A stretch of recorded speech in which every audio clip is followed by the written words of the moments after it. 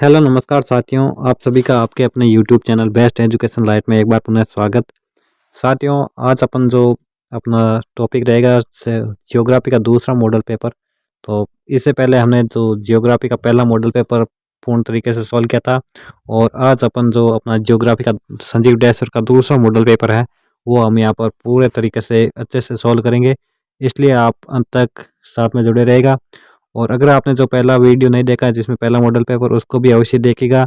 और चैनल पर पहली बार आए तो इसको सब्सक्राइब जरूर कीजिए ताकि आने वाले हर नोटिफिकेशन आपको सबसे पहले मिल सके। तो साथियों, इसमें आपका जो टाइमिंग है 3 घंटे और 15 मिनट के साथ रहने वाला, जिसमें पूर्णांक आपके 56 नंबर का रहेगा। तो आइए शुरुआत करते हैं इस सेशन की, जिसमें आपका पहला आता है खंड है, जिसमें आपके वस्तुनिष्ठ क्वेश्चन पूछे जाएंगे। पहले क्वेश्चन में जो 16 क्वेश्चन रहेंगे, जिसमें आपके आधे आधे नंबर के साथ होंगे। तो कुल आपके इसमें पहले क्वेश्चन में 8 अंक रहने वाले हैं। जिसमें पहला ऑब्जेक्टिव क्वेश्चन है कि निम्नलिखित में से कौन सा एक मानव भूगोल का उपगमन नहीं है। तो मानव भूगोल का उपगमन नहीं है क्षेत्रीय विभिन्नता, मात्रात्मक क्रांति, स्थानिक संगठन, अन्वेषण और वर्णन। तो इसमें जो आपका मात्रात्मक क्रांति है वो जो आपका मानव भूगोल का उपगमन नहीं है। ऑप्शन बी है जो इसका राइट आंसर रहने वाला है।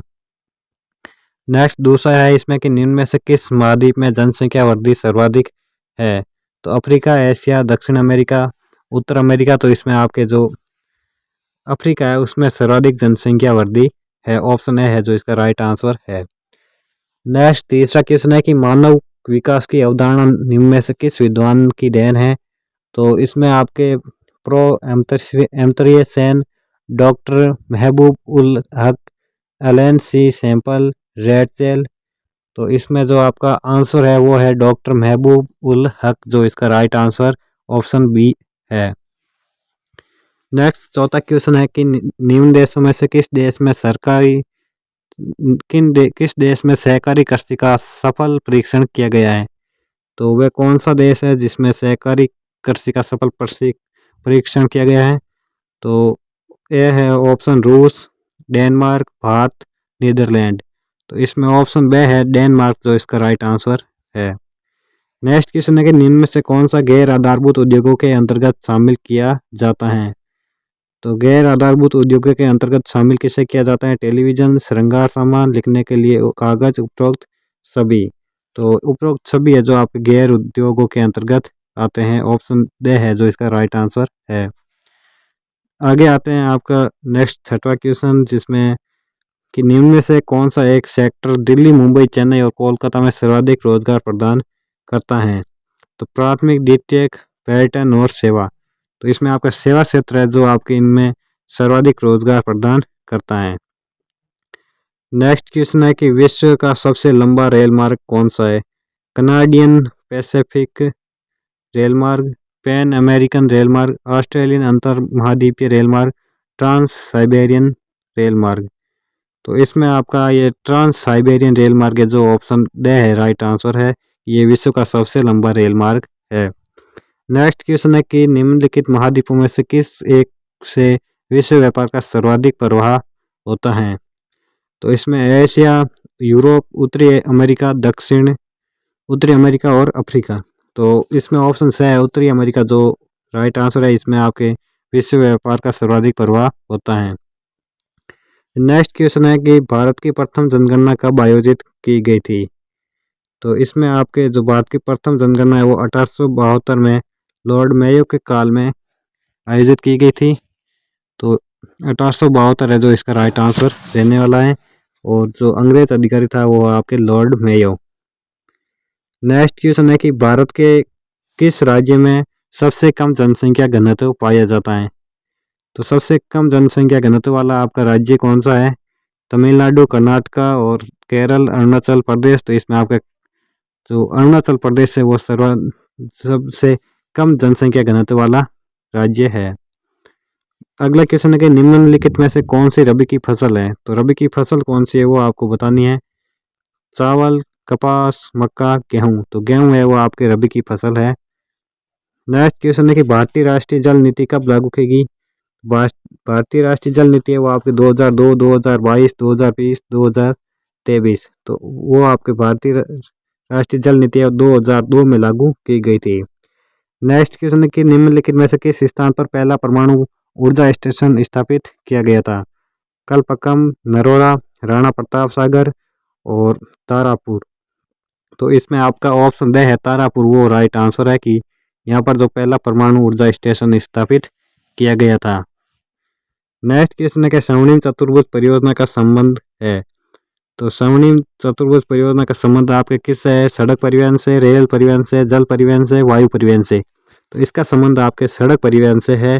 तो पिछले मॉडल पेपर में हमने जाना था ये किन महानगरों को आपस में जोड़ती है, तो वो आपको कमेंट बॉक्स में बताना है। नेक्स्ट इसमें क्वेश्चन है कि निम्न में से प्राकृतिक बंदरगाह है कांडला, मुंबई, कोच्चि, उपरोक्त सभी।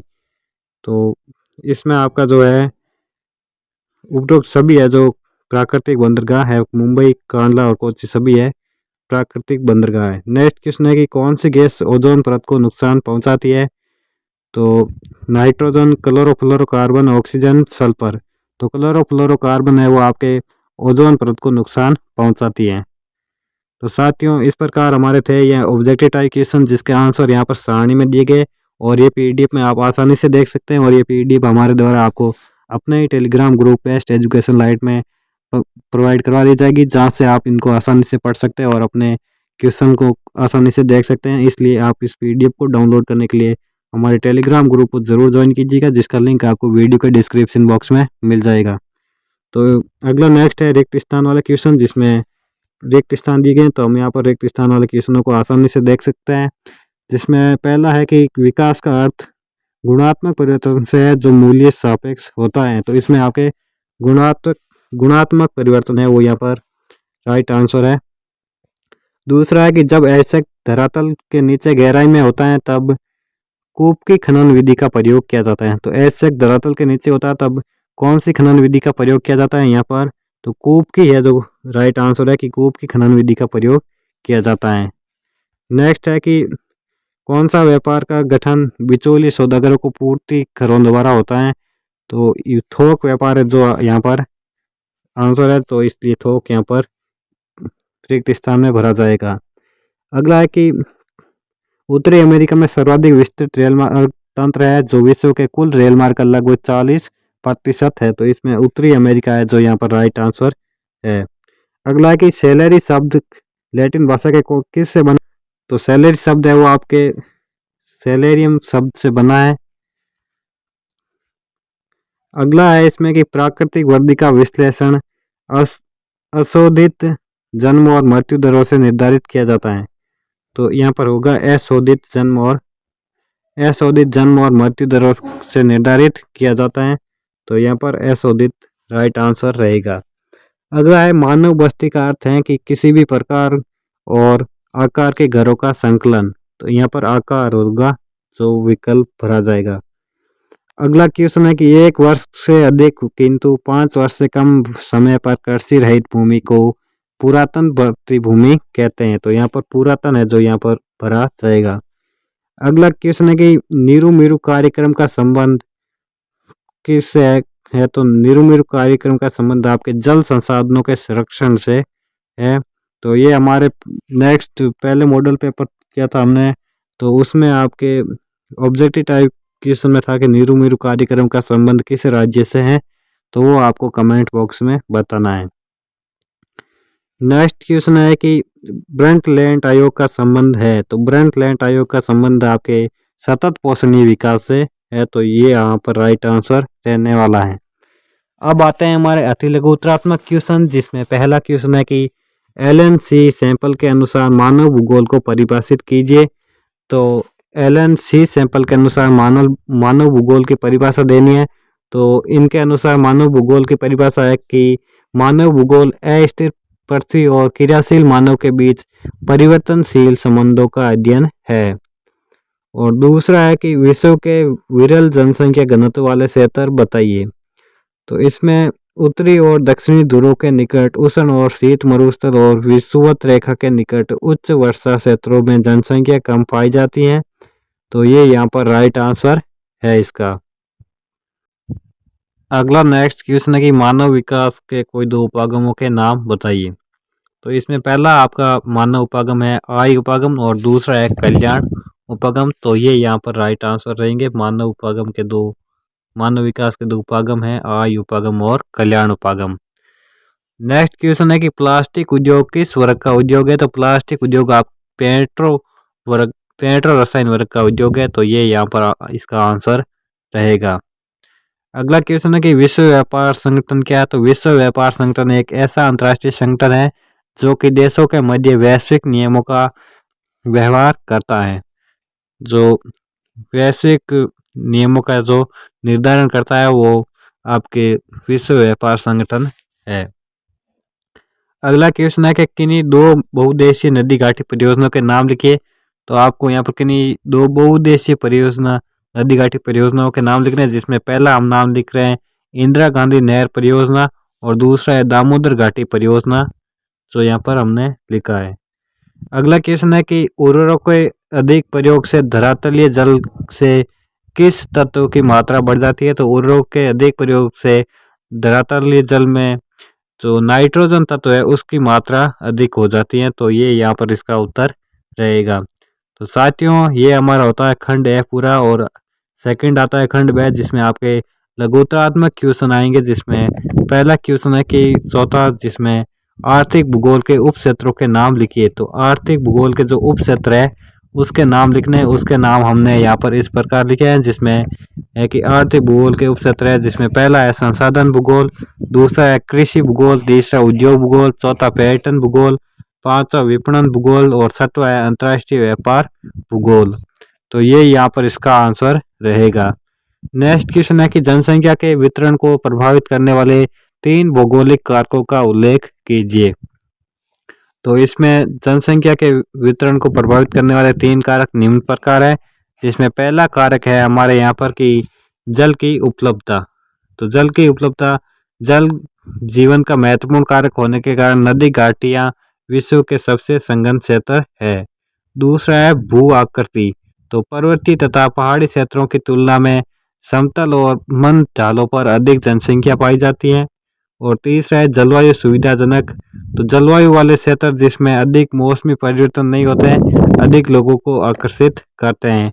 तो ये 3 प्रमुख कारक थे जो आपके जनसंख्या वितरण को प्रभावित करने वाले भौगोलिक कारक है, वो यहाँ पर दर्शाए गए हैं। अगला छठवां क्वेश्चन है कि उच्च प्रौद्योगिकी उद्योग पर संक्षिप्त टिप्पणी लिखिए। तो उच्च प्रौद्योगिकी उद्योग में उन्नत वैज्ञानिक एवं इंजीनियरिंग उत्पादों का निर्माण गहन शोध एवं विकास के प्रयोग द्वारा किया जाता है। इसमें यंत्र, मानव, कंप्यूटर आधारित डिजाइन तथा निर्माण, धातु पिघालने एवं शोधन के इलेक्ट्रॉनिक नियंत्रण एवं नवीन रासायनिक व औषधीय उत्पाद का प्रमुख स्थान रखते हैं। तो ये यहाँ पर इसका राइट आंसर रहेगा। अगला क्वेश्चन है कि थोक व्यापार सेवा से क्या अभिप्राय है? तो थोक व्यापार सेवा से आपका अभिप्राय क्या है? तो थोक व्यापार का गठन अनेक बिचौलिए, सौदागरों और पूर्ति घरों के द्वारा होता है। इससे के गठन में फुटकर भंडारों की भूमिका कम होती है। श्रृंखला भंडारों सहित कुछ बड़े भंडार विनिर्माताओं से सीधी खरीद करते हैं। फिर भी बहुसंख्यक फुटकर भंडार बिचौलिए स्रोत से पूर्ति लेते हैं। थोक विक्रेता प्राय फुटकर भंडारों को उधार देते हैं। यहाँ तक कि फुटकर विक्रेता अधिकतर थोक विक्रेता की पूंजी पर ही अपने कार्य का संचालन करते हैं।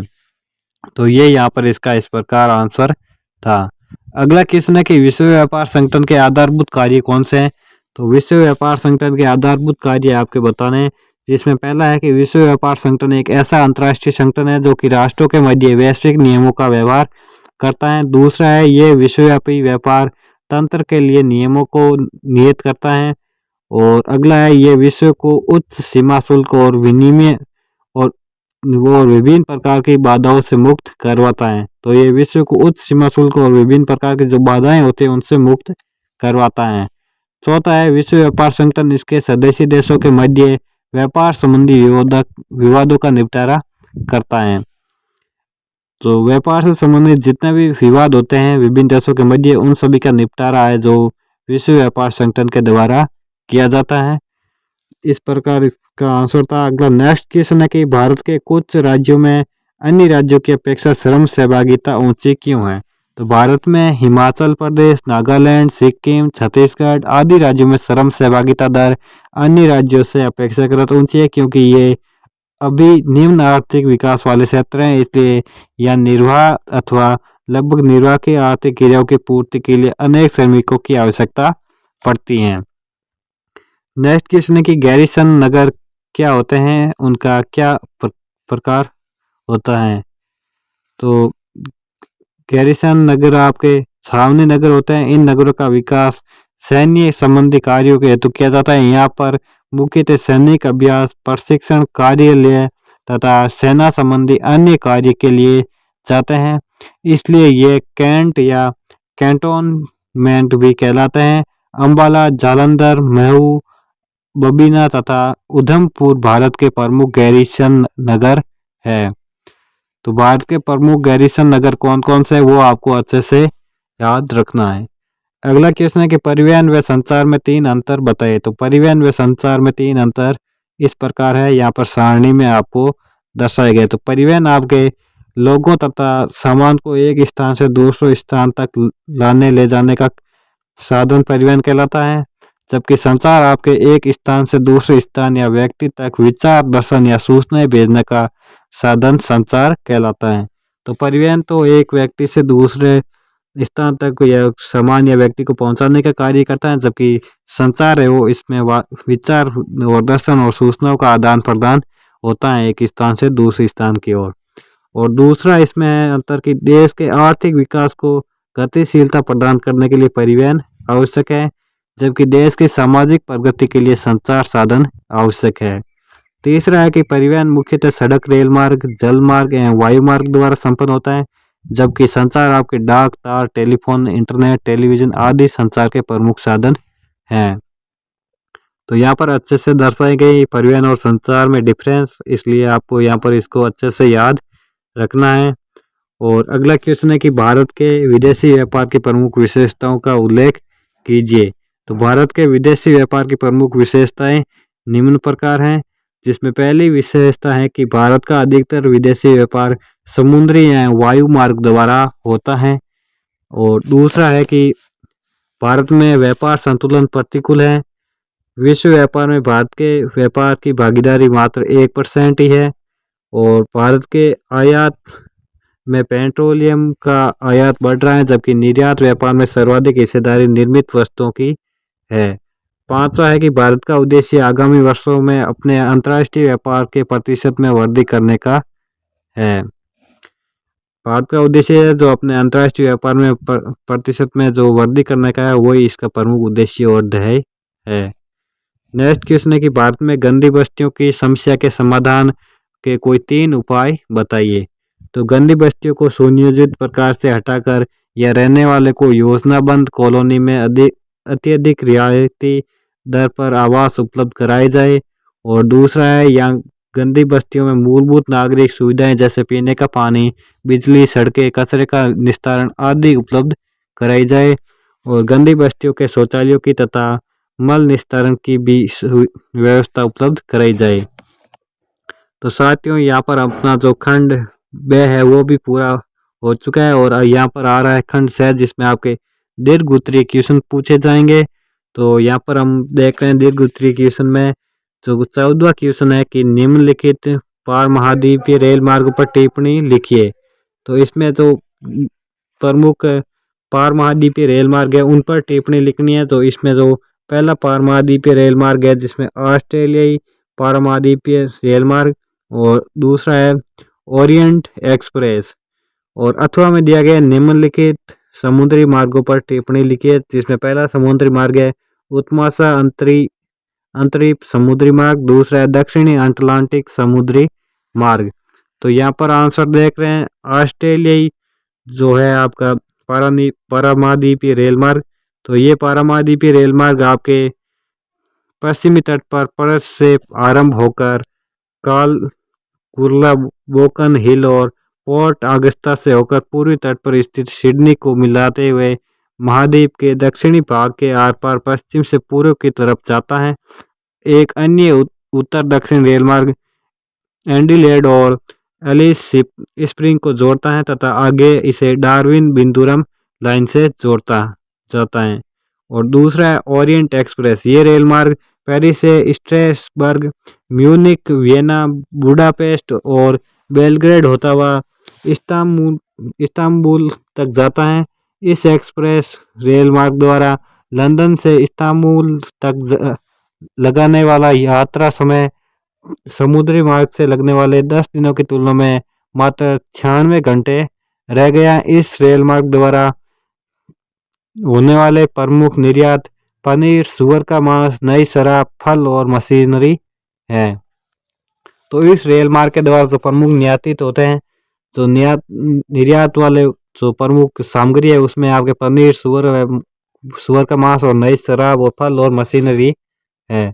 और अब देख रहे हैं अथवा का आंसर, जिसमें आपके पहला है उत्तमाशा अंतरिक्ष समुद्री मार्ग। तो ये आपके व्यापारिक मार्ग अत्यधिक औद्योगिक पश्चिमी यूरोपीय प्रदेशों को पश्चिमी अफ्रीका, दक्षिण पूर्वी एशिया, ऑस्ट्रेलिया और न्यूजीलैंड की वाणिज्यिक कृषि तथा पशुपालन अर्थव्यवस्था से जोड़ता है।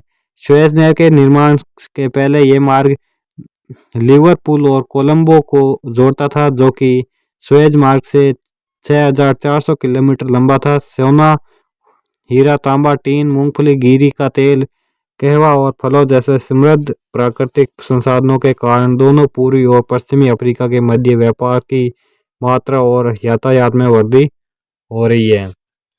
दूसरा है दक्षिणी अटलांटिक समुद्री मार्ग। तो अटलांटिक महासागर के पार ये एक महत्वपूर्ण समुद्री मार्ग है, जो कि पश्चिमी यूरोपीय और पश्चिमी अफ्रीका देशों को दक्षिणी अमेरिका में ब्राजील, अर्जेंटीना तथा उरुग्वे से मिलाता है। इस मार्ग पर यातायात दक्षिणी अमेरिका और अफ्रीका के सीमित विकास और कम जनसंख्या के कारण बहुत कम है। केवल दक्षिणी पूर्वी ब्राजील, प्लाटा, ज्वारनंद मुख्य और दक्षिणी अफ्रीका के कुछ भागों में बड़े पैमाने पर औद्योगिकरण हुआ है। तो इस प्रकार ये इसका आंसर था, जिसमें हमने इन विषयों पर टिप्पणी लिखी। अगला क्वेश्चन है 15वां, जिसमें भारत में पाए जाने वाले निम्न खनिजों पर टिप्पणी लिखिए। तो अब खनिजों पर टिप्पणी लिखनी है, जिसमें पहला खनिज है बॉक्साइड और अभ्रक। अथवा में दिया गया है भारत के पवन ऊर्जा के विकास का वर्णन कीजिए। तो अब बॉक्साइड पर टिप्पणी लिखते हैं हम। तो बॉक्साइड ये मुख्यतः टर्शियरी निक्षेपों में पाया जाता है। ये विस्तृत रूप से प्रायद्वीपीय भारत के पठारी क्षेत्रों के साथ साथ देश के तटीय भागों में भी पाया जाता है। बॉक्साइट का उत्पादन मुख्यतः ओडिशा, झारखंड, गुजरात, छत्तीसगढ़, मध्य प्रदेश और महाराष्ट्र में किया जाता है। इसके अतिरिक्त इसका गौण रूप में उत्पादन कर्नाटक, तमिलनाडु और गोवा में भी होता है।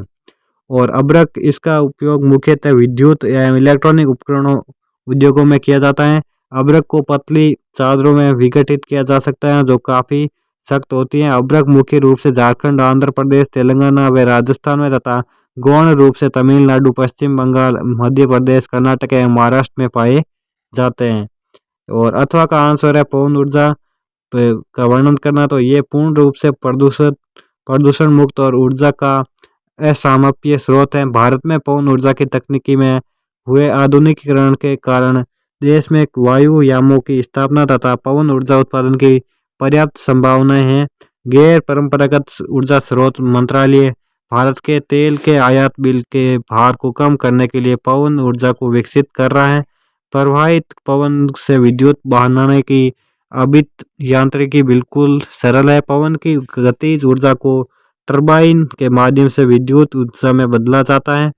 सममार्गी पवनों व पछुआ पवनों जैसी स्थायी पवन प्रणालियां और मानसून पवनों को बिजली बनाने हेतु प्रयोग किया जाता है। इसके अलावा स्थानीय हवाओं, स्थलीय और जलीय पवनों में भी विद्युत पैदा करने के लिए प्रयुक्त किया जा सकता है। भारत में काफी पहले से ही पवन ऊर्जा का उत्पादन आरंभ कर दिया गया था। पवन ऊर्जा के लिए राजस्थान, गुजरात, महाराष्ट्र और कर्नाटक में अनुकूल परिस्थितियां विद्यमान है। और अब है यहाँ पर 16 क्वेश्चन की लक्ष्य क्षेत्र और लक्ष्य समूह नियोजन से क्या अभिप्राय है, इन क्षेत्रों में कौन से कार्यक्रम सम्मिलित है। अथवा में भरमौर जनजातीय विकास परियोजना के मुख्य उद्देश्य बताइए।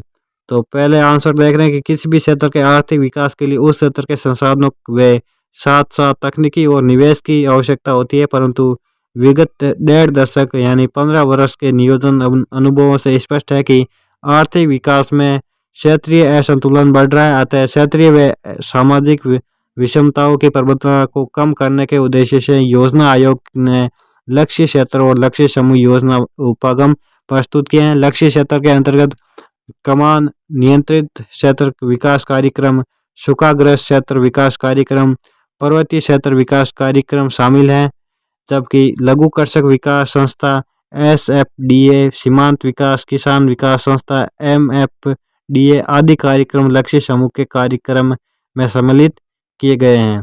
और अथवा का आंसर है कि भरमौर जनजातीय क्षेत्र में विकास की प्रक्रिया 1975 में शुरू हुई, जबकि गद्दी लोगों को अनुसूचित जनजाति में शामिल किया गया।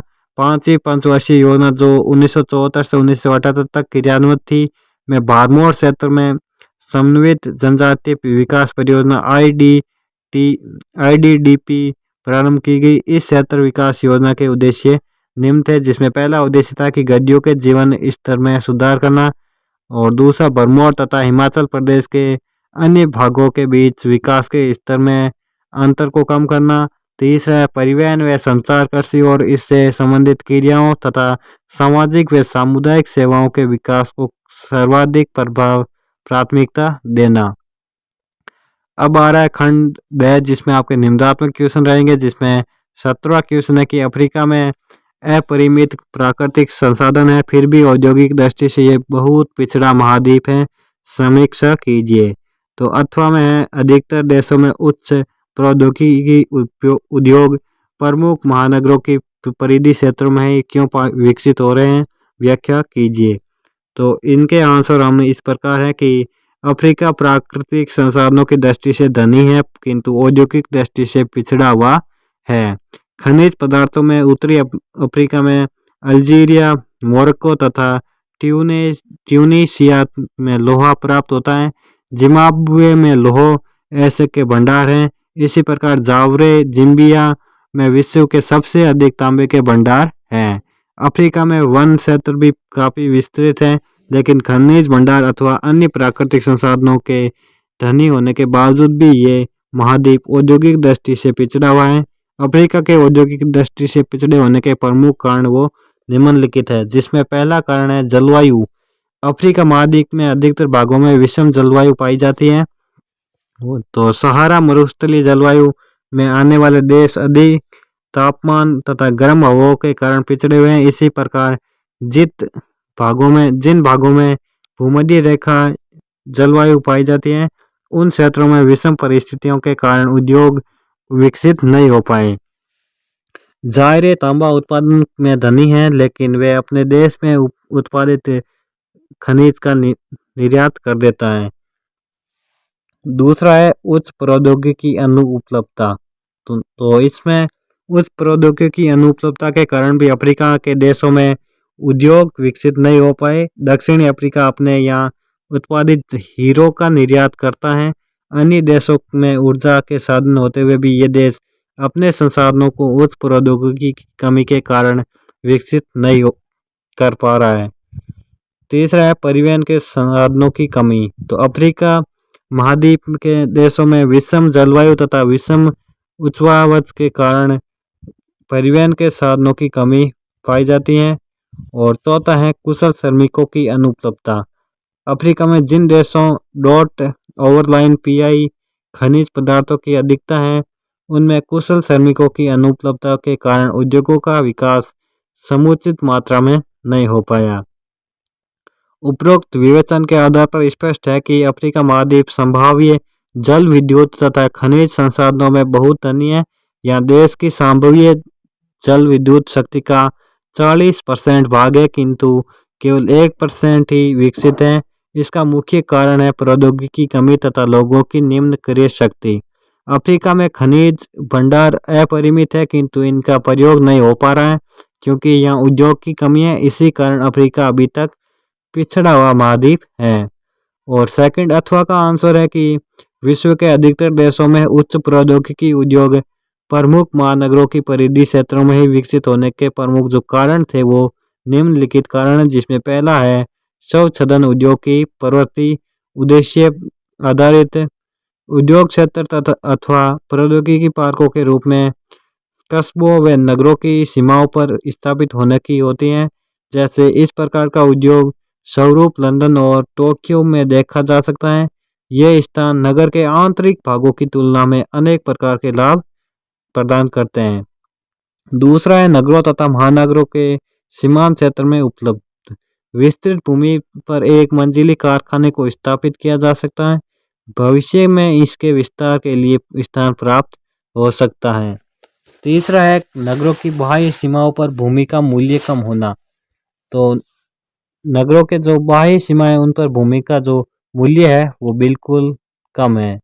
अगला है बाह्य परिधि क्षेत्रों में यातायात मार्गों का पर्याप्त विकास मिलता है तथा महानगर में के आंतरिक भागों से ये परिधि क्षेत्र उत्तम सड़क मार्ग द्वारा जुड़े होते हैं।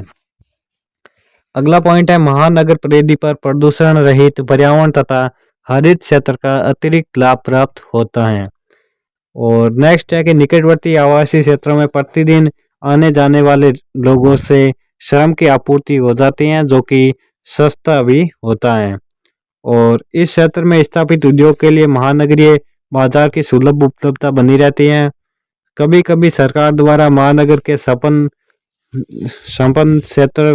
क्षेत्रों में उद्योग की स्थापना पर प्रतिबंध लगा दिया जाता है। तब महानगर के परिधि क्षेत्र उद्योगों की स्थापना के महत्वपूर्ण आकर्षण स्थल बन जाते हैं।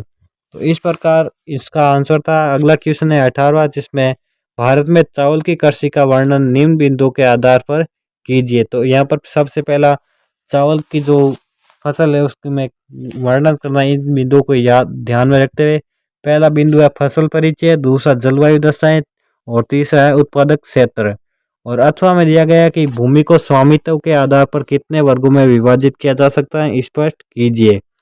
तो पहले आंसर देख रहे हैं चावल की फसल का वर्णन करते हुए। तो भारत में चावल को कृषि का वर्णन निम्न बिंदुओं में किया जा सकता है। तो पहला बिंदु है फसल परिचय। तो फसल परिचय ये एक खरीफ की फसल है और ये ग्रामीणी कुल का पौधा है। चावल की उत्पत्ति का केंद्र है वो कंडोले के अनुसार दक्षिणी भारत को माना जाता है। इसके अतिरिक्त म्यांमार, थाईलैंड व पश्चिमी अफ्रीका भी इसकी उत्पत्ति के केंद्र माने जाते हैं। चावल भारत को अधिकांश जनसंख्या का मुख्य खाद्यान्न है। इसकी 3000 से अधिक किस्में पाई जाती हैं। तो चावल की जो किस्में है वो आपको याद रखनी है कि 3000 से अधिक भी किस्में इसकी पाई जाते हैं। दूसरा पॉइंट है जलवायु दशाएं। तो जलवायु दशाएं ये एक उष्ण आर्द्र कटिबंधीय फसल है। इसे उगाने के लिए उच्च तापमान यानी 25 सेंटीग्रेड सेल्सियस से ऊपर होना चाहिए और अधिक आर्द्रता आपके 100 सेमी से अधिक और 100 सेमी से अधिक वर्षा की आवश्यकता होती है। कम वर्षा वाले क्षेत्रों में इसे सिंचाई करके उगाया जाता है।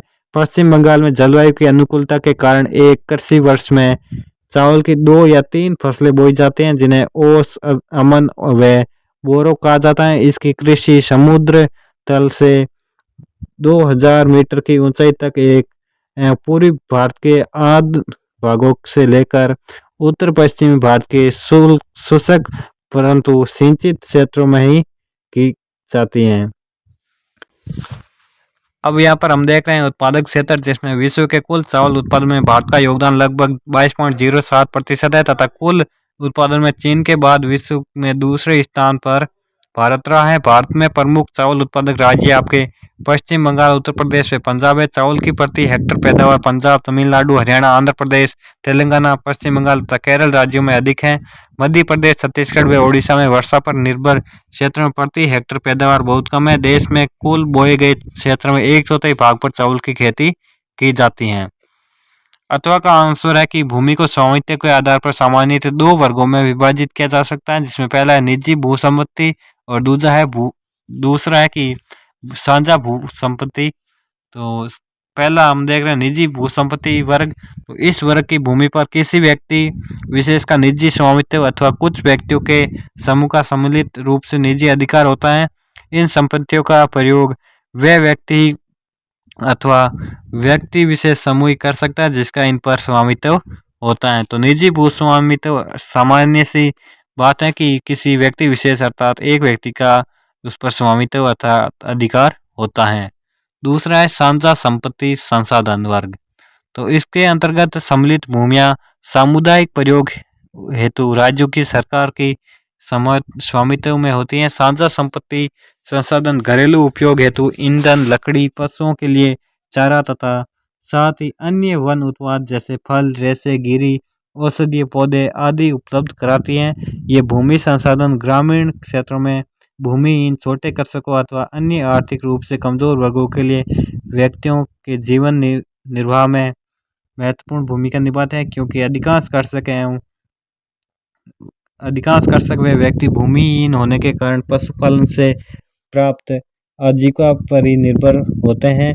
इनके साथ साथ भूमि संसाधन महिलाओं के लिए भी विशेष महत्व रखते हैं, क्योंकि ग्रामीण क्षेत्रों में चारा व ईंधन की लकड़ी के एक तांत्रिकरण का कार्य महिलाओं को ही प्रदान करना पड़ता है। इन साझा भूमि संसाधनों के अभाव में इन्हें चारा तथा ईंधन की तलाश में दूर दूर तक भटकना पड़ता है।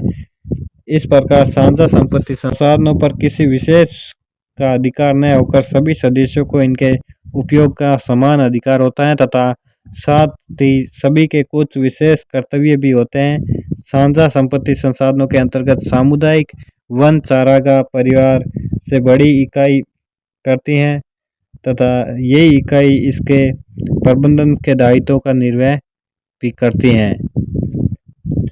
अतः स्पष्ट है कि साझा संपत्ति संसाधन एक प्रकार से सार्वजनिक स्थल होते हैं जिनके उपयोग व संरक्षण का अधिकार व दायित्व सभी सदस्यों का होता है। यही किसी एक व्यक्ति विशेष से संबंधित न होकर पूरे समुदाय से संबंधित होते हैं तथा संबंधित व्यक्तियों की आवश्यकताओं की पूर्ति करते हैं। अब हमारा खंड यह आता है जो अंतिम खंड रहने वाला है, जिसमें 19वां क्वेश्चन है कि दिए गए विश्व के रेखा मानचित्र में निम्नलिखित हवाई पत्तनों को अंकित कीजिए।